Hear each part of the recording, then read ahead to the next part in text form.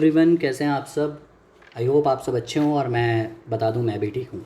अच्छा, आज जो मैं आपके लिए लेके आया हूँ उसके केस स्टडीज़ डाइजेस्ट लेके आया हूँ, जैसा कि आप सब चाहते थे कि मैं लेके आऊँ और आपको समराइज़ वे में इसके बारे में बता दूँ। तो प्लीज़ जो है, मैं जब इस चीज़ के बारे में रिकॉर्ड कर रहा था तो मैंने एनालाइज़ किया कि ऑलमोस्ट 50 केस स्टडीज़ हैं इसके अंदर।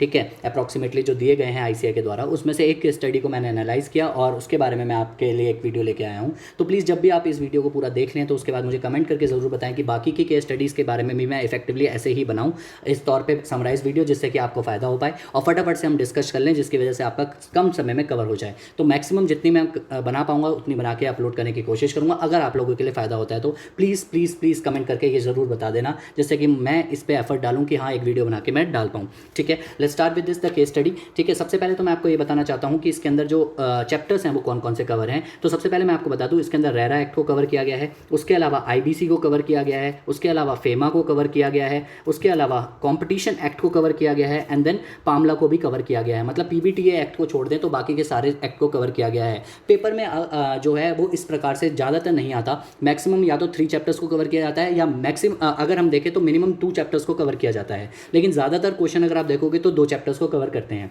और इसका आइडिया आपको कैसे लगेगा, सबसे पहले जब भी आपके पास केस स्टडी का क्वेश्चन आए, आप क्या करना, जो एमसीक्यू पार्ट होगा या फिर जो हमारे क्वेश्चन बैंक्स होंगे उनको जाके फटाफट से रीड कर लेना जब आपको 15 मिनट्स का टाइम मिलेगा। तो उससे क्या होगा, आपको पहले ही इफेक्टिवली आपको पता चल जाएगा कि आपको कौन कौन से चैप्टर्स पे अपनी नज़र घुमानी है और आपका दिमाग किस दिशा में दौड़ना चाहिए जब आप इस केस लॉ को पढ़ते हैं। ठीक है, इससे आपको आइडिया लग जाएगा, क्योंकि कई बार केस स्टडी में ऐसी फालतू की चीज़ें होती हैं जो हमारे काम की नहीं होती या हमारा दिमाग भटकाने के लिए होती है। ठीक है, तो आपको इससे आइडिया लग जाएगा। अब ये प्रैक्टिस के लिए केस स्टडीज़ डाली गई हैं, इसलिए आईसीएआई ने इतने सारे चैप्टर्स को कवर किया। तो मैं आपको बता दूं, सारे चैप्टर्स इसमें कवर हैं एक्सेप्ट द बेनामी ट्रांजैक्शन एक्ट। आओ फटाफट से हम इस केस स्टडी में बात करते हैं कि इसके अंदर है क्या। पहले मैंने सोचा था कि मैं समराइज वे में बता दूं कि ये केस स्टडी बात क्या करता है, लेकिन फिर मैंने जब इसको एनालाइज किया तो मैंने ये सोचा कि अगर मैं समराइज वे में बता दूंगा आपको, तो जब अब मैं क्वेश्चंस के बारे में डिस्कस करूंगा तो आपको आइडिया नहीं लगेगा कि ये ऐसा क्यों बोल रहा है। फिर आप ये सोचोगे यार ये क्या बोल रहा है, क्यों बोल रहा है ये। ठीक है, तो मैंने सोचा कि फटाफट से मैं रीड कर लेता हूँ एक बारी, और फिर अभी मैं वीडियो बनाते टाइम भी आपको फटाफट से समराइज वे में बता दूंगा रीड करके कि इस पैराग्राफ में क्या बोला गया है। तो सबसे पहला पैराग्राफ जो होता है वो कहता है, मिस्टर अजीत पाल सैनी है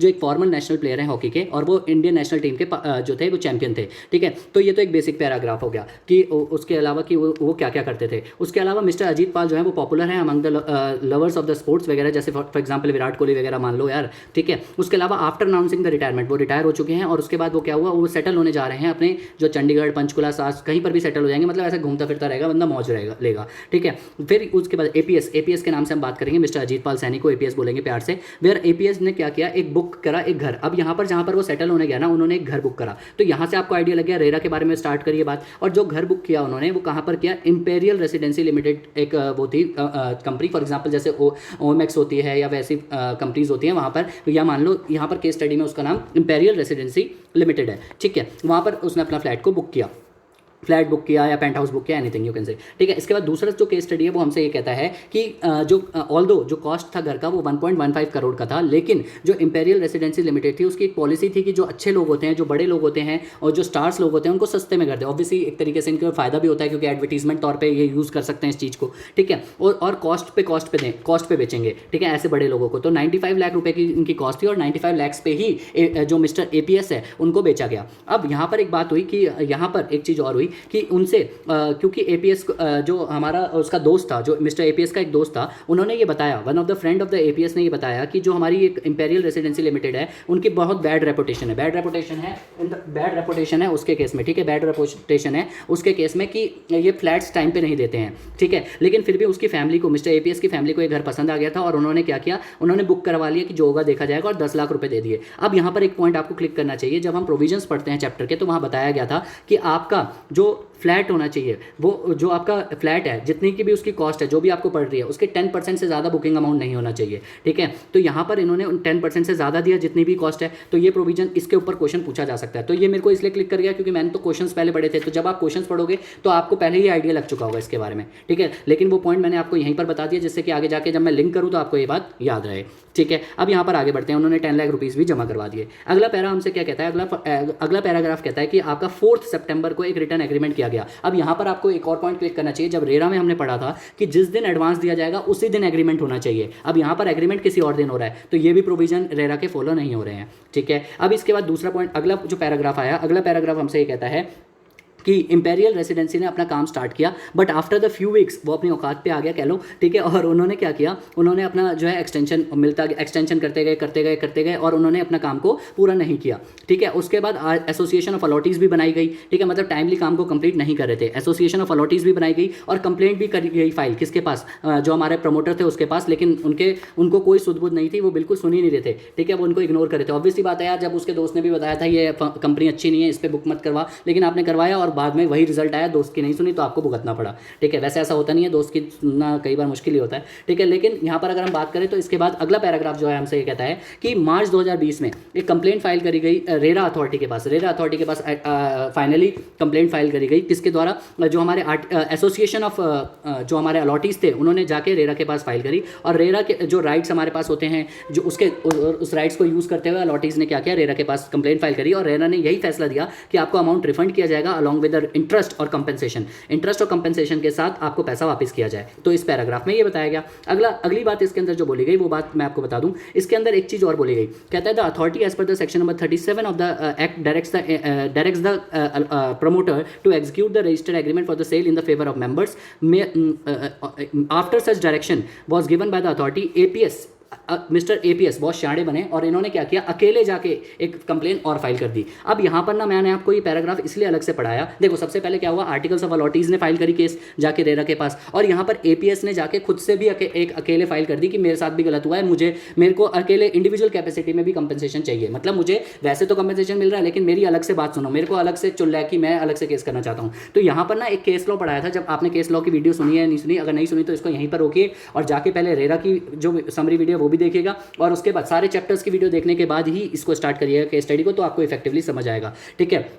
और जो केस लॉ था उस केस लॉ में एक बोला गया था, अगर मैं केस लॉ का नाम आपको बताऊं तो if I am not wrong that is Jatin Mavani versus Rare Township Private Limited, जो समथिंग एक केस लॉ था, और जिसके अंदर ये बोला गया था कि आप केस जो है फाइल कर सकते हो, लेकिन आप सेम मुद्दे के ऊपर फाइल नहीं कर सकते बहुत सारे लोग, ठीक है। तो मैंने आपको ये पॉइंट इसलिए बताया कि इससे भी क्वेश्चन डेल्ट किया गया है, ठीक है। इसके बाद नीचे अगला पॉइंट क्या आया, in the month of May 2019 to enjoy summer vacation, वो जो है वहाँ गए, कहाँ गए, स्लोवाकिया गए, एक कंट्री गए स्लोवाकिया, वर्ल्ड चैंपियनशिप वगैरह देखने के लिए, ठीक है। तो यहाँ पर हमें पता चला कि फेमा के भी प्रोविजंस कहीं ना कहीं अप्लाई होंगे, ठीक है, और वहाँ पर स्लोवाकिया से होकर यहाँ पर इंडिया वापस आ गए, चलो ठीक है जी। अब क्या हुआ, एपीएस का जो मिस्टर एपीएस थे उनके ग्रैंडफादर जो थे वो माइग्रेटेड थे जलंधर में from the Sialkot after the great partition during the times of independence, मतलब उसके जो ग्रेट ग्रैंडफादर थे, जो भी थे ग्रैंडफादर, तो उनका जो पार्टीशन के बाद वो जलंधर में शिफ्ट हो गए थे, और जलंधर में उनकी एक दुकान थी, ठीक है। मैं आपको बता दूं जलंधर में उनकी एक दुकान थी, और दुकान में जो है हॉकी, फुटबॉल, क्रिकेट के उन सब का सामान बिकता था,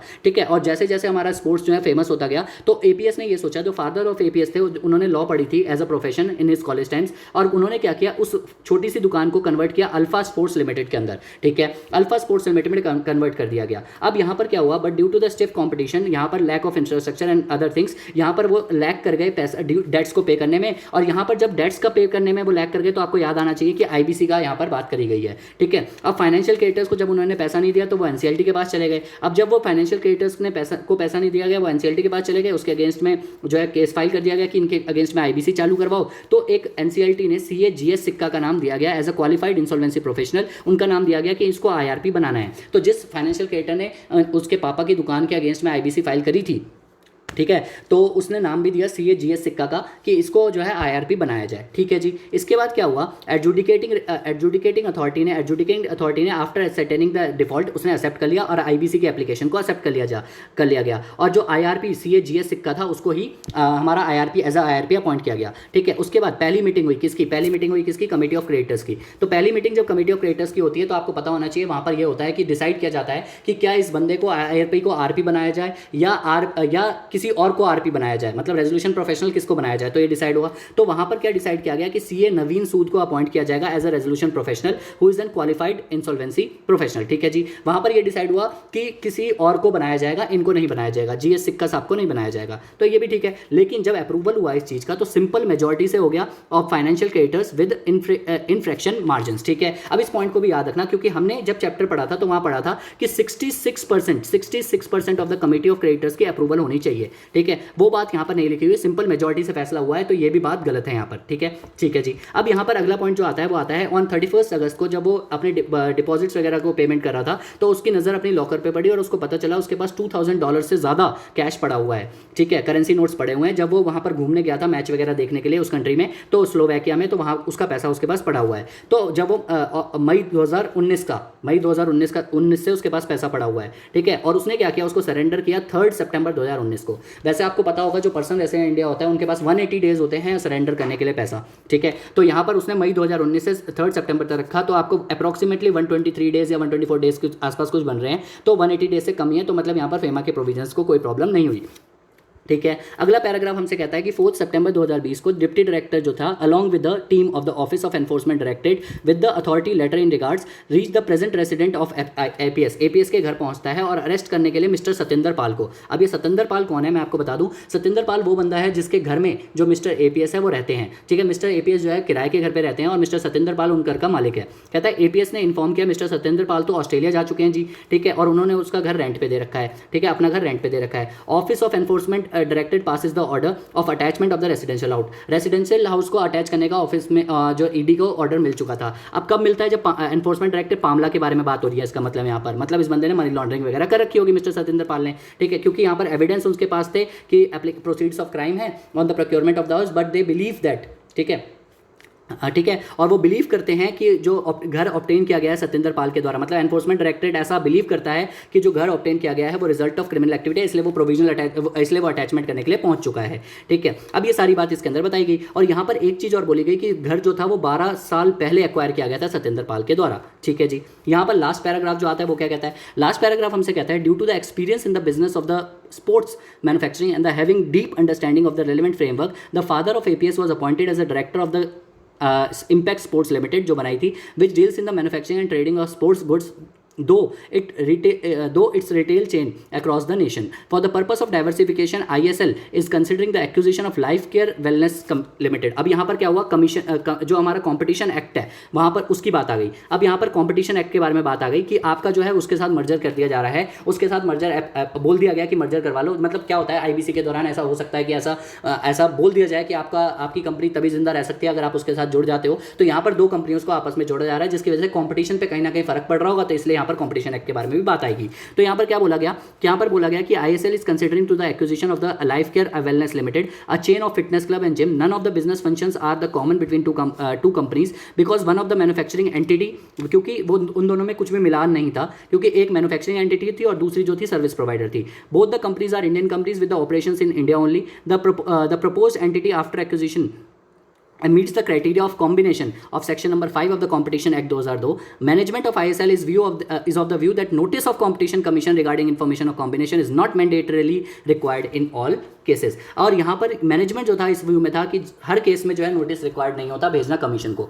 ठीक है। तो इसके ऊपर भी क्वेश्चन आएगा, लेट्स सी कि क्या क्या क्वेश्चन इसके अंदर कवर करे गए, ठीक है। तो सबसे पहले हमारे पास जो एमसीक्यू, तो ये हमारा जो पैराग्राफ था ये कॉम्पिटिशन एक्ट से रिलेटेड था, इससे हमें आइडिया लग गया कि कॉम्पिटिशन एक्ट का भी कोई क्वेश्चन आ सकता है। तो आपको आई होप सो आइडिया लग गया हो कि जो एपीएस था उसने रेरा के तहत घर खरीदा, उसको वहाँ पर प्रॉब्लम आया, ठीक है। दूसरी बात, पामला के तहत जो सतेंद्र पाल का घर था वहाँ प्रॉब्लम आया। तीसरा, फेमा के तहत उसके पास कुछ पैसे पड़े हुए थे $2000 से अबव, 180 डेज के अंदर अंदर उसे सबमिट करने थे, उसने दे दिए, कोई दिक्कत नहीं है। तो रेरा इसमें फेमा के तहत भी क्वेश्चन आ गया। एंड उसके अलावा जो आपका कॉम्पिटिशन एक्ट है उससे रिलेटेड भी यहाँ पर क्वेश्चन आ गया कि क्या कॉम्पिटिशन एक्ट में ऐसी एप्लीकेशन जाएगी, इस चीज़ की एप्लीकेशन जाएगी जब जहाँ पर बिजनेस का जिनका एक्विजिशन हो रहा है या जो आपस में मर्जर हो रहा है वो दोनों आपस में रिलेटेड नहीं है, दोनों विभिन्न हैं, तो क्या अलग अलग हैं और उसकी वजह से फर्क नहीं पड़ रहा होगा कॉम्पिटिशन पे, ऐसा माना जा रहा है। और हर मर्जर का कॉम्बिनेशन का जो है एप्लीकेशन फाइल नहीं होना चाहिए, ऐसा मैनेजमेंट का पॉइंट ऑफ व्यू है। लेट्स सी इसके अंदर क्या क्या क्वेश्चंस पूछे गए आईसीए के द्वारा। सबसे पहला एमसीक्यू हमसे पूछा गया, what shall be the legal validity of the appointment of CA Naveen Sood as a RP of ASL at the first meeting of the committee of creditors. तो ऑब्वियसली मैंने ये बात आपको वहीं पर बता दी थी कि जो हमारा इनवैलिड माना जाएगा, क्यों इनवैलिड माना जाएगा, बी ऑप्शन इसका आंसर होगा। इनवैलिड माना जाएगा 66% of the voting shares of the financial creditors. अगर आप इसका आंसर देखने जाएंगे तो मैं आपको बता दूं आईसीए ने यहाँ पर आंसर जो दिया हुआ है, आईसीए ने आंसर बी ही लिखा है, लेकिन यहाँ पर गलती से 75% हो गया है, मेरे 66% है। जब आप प्रोविजंस पढ़ेंगे बुक खोल के तो वहाँ पर 66% ही आएगा। तो आईसीए ने यहाँ तो बी लिखा है लेकिन कॉपी पेस्ट करने में या कुछ भी गड़बड़ हुई होगी, यहाँ 75% आ गया तो इसको आप ठीक कर सकते हैं, ठीक है। इसके बाद दूसरा जो हमारे पास पॉइंट आता है वो आता है, do you agree with the views of the management of ISL with regards to the requirement of notice to the commission disclosing the details of proposed combination. कहता है आप क्या उसकी बात से सहमत हैं। तो सबसे पहले इसके अंदर जो बोला गया वो ये बोला गया कि कमीशन का जो नोटिस होता है वो आपको 30 डेज के अंदर अंदर देना होता है, ठीक है। अगर 30 डेज में नहीं दिया तो वैसे ही आपकी ऑब्लिगेशन कंप्लीट नहीं होगी। तो यहाँ पर यही जवाब दिया गया, कहता है no because giving the notice is mandatory within 30 days from the date of the execution of the agreement for acquisition. तो आप जब चैप्टर्स पढ़ेंगे, अगर आपने नहीं पढ़ा तो प्लीज मेरी जाके वीडियो सुन सकते हैं आप, फटाफट से रिवाइज हो जाएगा 1 घंटे के अंदर अंदर। मैंने वहाँ बताया है कि 30 डेज के अंदर अंदर आपको एप्लीकेशन फाइल करनी होती है from the date of the combination, किसके पास, कमीशन के पास, कि हमने कॉम्बिनेशन किया है, ठीक है। तो यही उसका आंसर था, डी पॉइंट। थर्ड पॉइंट हमसे क्या होता है, whether the appointment of CA/GS Sikka as the IRP of ASL is valid and if so then what will be the maximum possible date till which he can assume the office as an IRP, कब तक वो IRP बन के रह सकता है। तो भाई उसका अपॉइंटमेंट वैलिड था, कोई दिक्कत नहीं है। फाइनेंशियल क्रेडिटर्स ने फाइल करी थी एप्लीकेशन, और फाइनेंशियल क्रेडिटर ने जब एप्लीकेशन फाइल करी थी और उसके ऊपर कोई केस भी नहीं चल रहा था और एडजुडिकेटिंग अथॉरिटी ने मतलब NCLT ने खुद एक्सेप्ट किया था, तो उसका अपॉइंटमेंट वैलिड है और वो तब तक रहेगा जब तक हमारा RP आके ज्वाइन नहीं कर लेता, रेजोल्यूशन प्रोफेशनल आके ज्वाइन नहीं कर लेता। इसके बाद अगला फोर्थ पॉइंट हमसे कहता है what shall be the legal validity of surrendering the foreign currency. तो मैंने आपको बता ही दिया 180 डेज के अंदर अंदर करने होते हैं और ये वैलिड है क्योंकि उसने 123 डेज के अप्रॉक्सीमेटली 124 डेज में ही पैसे सरेंडर कर दिए थे, क्योंकि वो पर्सन रेसिडेंट इंडिया था और पर्सन रेसिडेंट इंडिया के पास 180 डेज होते हैं, ठीक है। That's it. इसके बाद फिफ्थ जो हमारा आता है MCQ, वो कहता है whether the receipt of application come advance money by imperial residency limited is valid. तो ये रेरा एक्ट से डील करता है, रेरा एक्ट से डील करता है, रेरा 2016। इसके अंदर हमें पता ही है इसका आंसर इनवैलिड है, लीगली इनवैलिड है, because the return agreement to sale, जो रिटर्न एग्रीमेंट होता है to sale is entered and registered after the date of receipt of advance and जो पैसा लिया गया वो more than the 10% of the cost of apartment लिया गया। तो ये बात भी मैं ऊपर आपको बता चुका था। तो यहाँ पर हमारे 5 MCQ हो गए।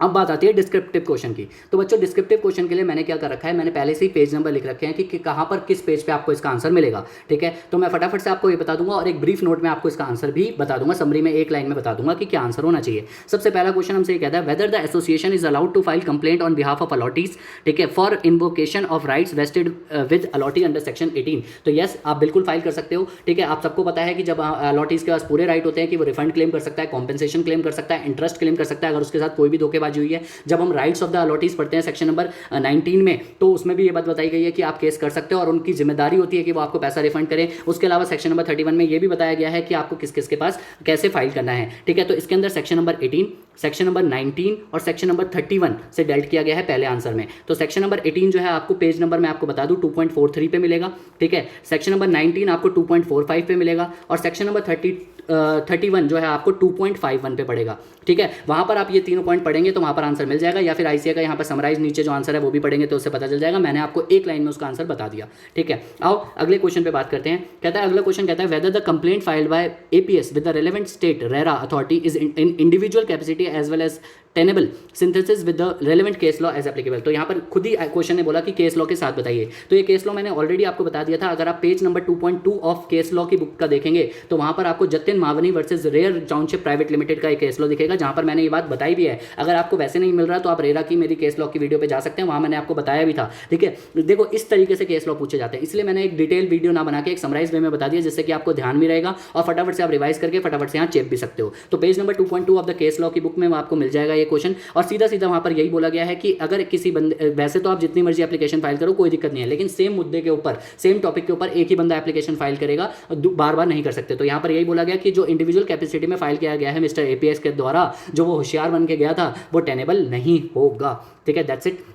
इसके बाद अगला क्वेश्चन हमारे पास क्या आता है, 7th क्वेश्चन का फर्स्ट पार्ट कहता है whether the present resident house will be consider as proceeds of crime. तो यहाँ पर आपको सबसे पहले तो जो मिस्टर सत्येंद्र पाल का घर था उसको प्रोसीड्स ऑफ क्राइम माना जाएगा। तो प्रोसीड्स ऑफ क्राइम की डेफिनेशन हम सबको पता है। प्रोसीड्स ऑफ क्राइम की डेफिनेशन मैं आपको बता दूं, पेज नंबर 4.4 पे आपको मिल जाएगी बुक की, ठीक है। 4.4 पे आपको पेज नंबर मिल जाएगा। प्रोसीड्स ऑफ क्राइम होता क्या है, कोई भी प्रॉपर्टी जो होती है हमारी, जो हमने डिराइव करी होती है किसी भी तरीके से गलत काम करके, तो उसको प्रोसीड्स ऑफ क्राइम बोला जाता है। और यहाँ पर जो है enforcement directorate is of the view कि इन्होंने गलत काम किया है। प्रोसीड्स ऑफ क्राइम जो है वो गलत पैसों से मतलब गलत पैसों से वो कमाया गया है, मतलब प्रोसीड्स ऑफ क्राइम जो है वो गलत तरीके से है, ठीक है। तो मतलब कहीं ना कहीं जो है मामला है मनी लॉन्ड्रिंग इन्वॉल्व है, तो उस केस में ऐसा बोला जा सकता है कि यस इसमें मामला इन्वॉल्व है और मनी लॉन्ड्रिंग इन्वॉल्व है और यहाँ पर इसको yes it is a proceeds of crime, क्योंकि अगर मैं आप लोगों को नीचे डेफिनेशन भी बताऊं, अगर मैं नीचे आपको डेफिनेशन दिखाता हूं तो यहाँ पर भी यही बात बोली गई है, in the given case the house is obtain by mister Satyendra Pal as a result of criminal activity, hence it is a proceeds of crime. तो प्रोसीड्स ऑफ क्राइम की डेफिनेशन लिख दी और सिंपल तरीके से आंसर दे दिया, ठीक है। That's it. सेकंड पॉइंट हमारे पास क्या कहता है, whether the present use of the house in the form of letting out to APS और keeping it possession by Satyendra Pal acquired 12 years back account to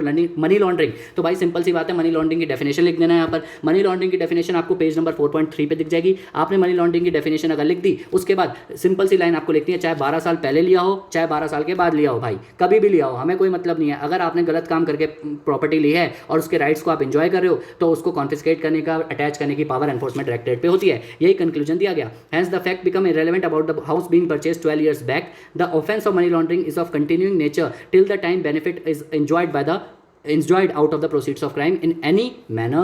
तो उसे अटैच किया जा सकता है। That's it. इसके बाद लास्ट क्वेश्चन हमारे पास आता है, बहुत अटपटा सा क्वेश्चन है, रेगुलेशन के ऊपर क्वेश्चन दिया है इन्होंने, कमीशन कॉम्पिटिशन एक्ट के ऊपर, ठीक है। कहता है whether the notice containing the details of combination can be given in the commission under the green channel by ISL. भाई ग्रीन चैनल होता क्या है? सबसे पहले तो ग्रीन चैनल क्या होता है, अगर आप पेज नंबर 1.29 खोलेंगे अपनी बुक का तो वहां पर एक दो लाइन में इन्होंने ग्रीन चैनल के बारे में बताया हुआ है। और ग्रीन चैनल का मतलब ये होता है जहां पर आपको इतना बड़ा प्रोसीजर फॉलो नहीं करना पड़ता कॉम्बिनेशन का, ठीक है, राइट, कॉम्बिनेशन का इतना बड़ा प्रोसीजर फॉलो नहीं करना पड़ता, आपको बस नोटिस भेजना पड़ता है कमीशन के पास कि हम दोनों का कॉम्बिनेशन होने वाला है और उसे डीम्ड टू बी एक्सेप्टेड मान लिया जाता है। लेकिन ये सिर्फ उन लोगों को बोला गया है जो ग्रीन चैनल में फॉल करते हैं, और ऐसा आपको खुद ही पता करना पड़ेगा, मतलब जो एसएससीज होंगे उन्हें खुद ही पता करना पड़ेगा कि क्या भाई वो ग्रीन चैनल में फॉल करते हैं या नहीं करते हैं। तो यहां पर मैं आपको बता दूं कि थोड़ा सा समराइज वे में आईसी ने लिया हुआ है। आपके एग्जाम में अगर आप बुक खोलेंगे तो वहां पर रेगुलेशन नहीं गिवन है। मेरे को नहीं लगता है क्वेश्चन इंपॉर्टेंट है, फिर भी इसको रीड आउट कर लीजिएगा, अगर कर लेते हैं क्योंकि एक बार कवर कर लेते हैं। तो रेगुलेशन नंबर 5 है जिसके अंदर ये बात बोली गई है और वो ग्रीन चैनल के शेड्यूल 3 में फॉल करता है।